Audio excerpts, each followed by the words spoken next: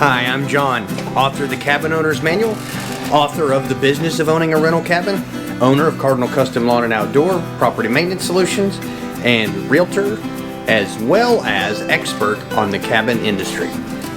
So let me walk you guys through a couple things. One of the biggest problems we see in the real estate industry and in cabins is the fact that people misunderstand how money is made in cabin. Very often someone buys a cabin, they've fallen in love with the mountains, they really enjoy being here, they love the area, but unfortunately their cabin just doesn't make any money, and within a year to 18 months they sell their cabin and they're heartbroken.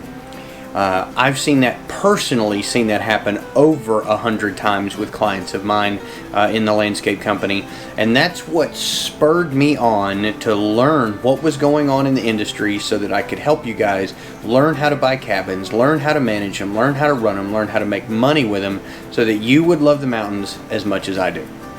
Now, long story short, I started Cardinal Custom Lawn and Outdoor in 2012.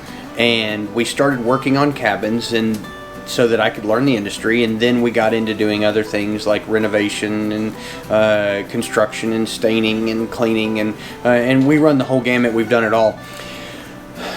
But the reason was because nobody seemed to understand. I say that the cabin industry was the ugly stepchild of the real estate world, and that's a real shame because I'll be honest with you, it's probably the ugly duckling, because it can make a tremendous amount of money with a very reasonable investment. So without talking too much more and boring you guys, I'm going to get straight into it. What are the 4 ways that you can make money with rental cabins? Now, I do want to tell you up front, I am not a CPA. That's why there are attorneys and CPAs, and you need to figure out how to run your taxes. I'm not here to tell you how to run your taxes. I'm just going to explain a few things to you so that you can understand them. The biggest reason why I think people misunderstand cabins is because they think that cabins are a residential property.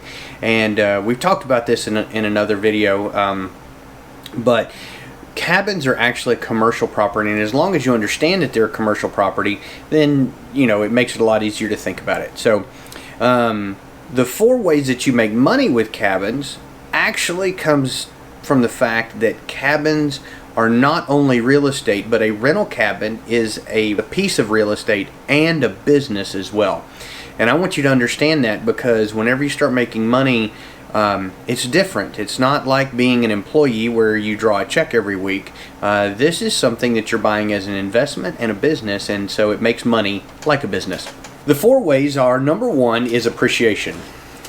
I say that because a lot of people misunderstand appreciation. Everybody knows that if you buy rental property or real estate in general, that it appreciates. Okay, so you're going to buy a piece of property, you're going to hold on to it for X number of years, and whenever you sell it after, say, 10 years, it should be worth, X number more than it was when you bought it. That's what appreciation is. It's the value of things have gone up, the cost of things have gone up, and so that's where appreciation comes into play.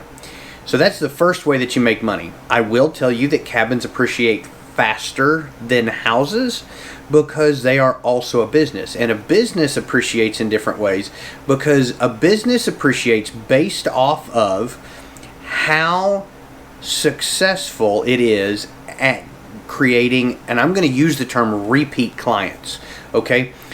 Because repeat clients are something that is an asset to that cabin besides just the real estate side of it.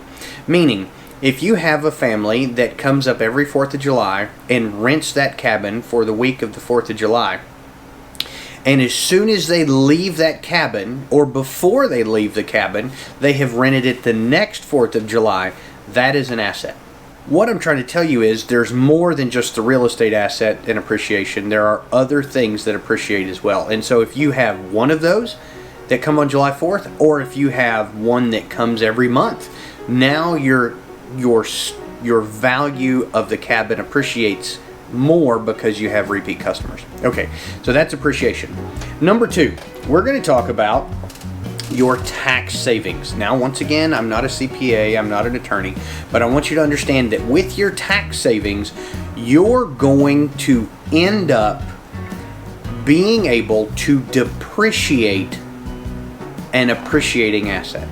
Now, there are other ways that this works, and for more information, I suggest that you go on YouTube or on the internet and look up Mark Kohler, who is a CPA and a lawyer.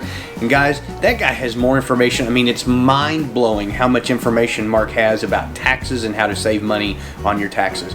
Guys, I'm telling you what, depreciating an appreciating asset makes a ridiculous amount of money. Now, this is not a tax talk, and so we're not going to get too deeply into it, but that's something that you need to know.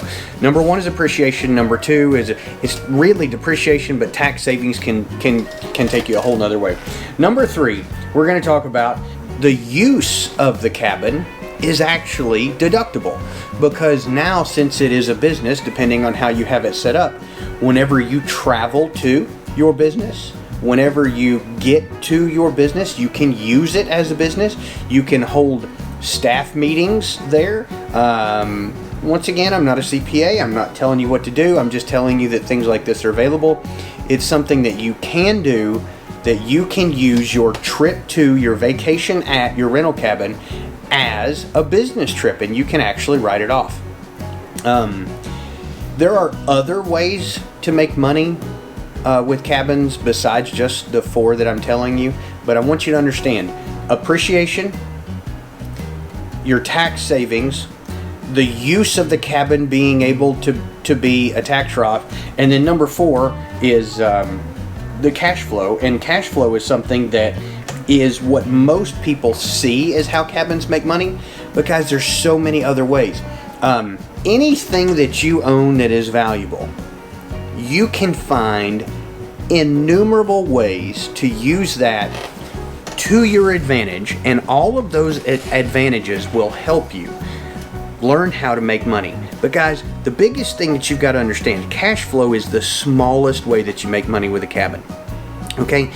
But that's where everybody focuses. They look at the cash flow and they say, oh my goodness, my cabin just broke even. Guys, you got to understand something. Somebody else is paying for that property. You're not paying for it. The money may come through you, but somebody else is paying you to use it. You're making that money. So now, anything that you get above that, any appreciation that you get, is money that you made.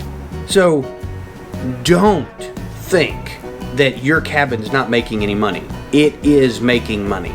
Guys, there's lots of different things that we can help you with. I'm not going to sit here and bore you with all the information right now, but those are the 4 main things. Appreciation, the tax savings with depreciation, the use of the cabin being something that you can use as a tax write-off, or tax deduction, and then cash flow. Guys, it's been great talking to you. Thanks for listening to me. I hope we can help you in the future. Contact me, let me know what questions you have so I can help you with your situation. I will tell you that, we don't necessarily work for free around here. I've had my butt handed to me for years working on the cabins, and I think our expertise is pretty valuable. But guys, we can schedule a time to sit down and talk and work with you. Even if it's just through email, that's fine. We'll sit down and we'll explain some stuff to you, work out your situation, and help you make money in cabins in the Smoky Mountains. Until next time, have a good day.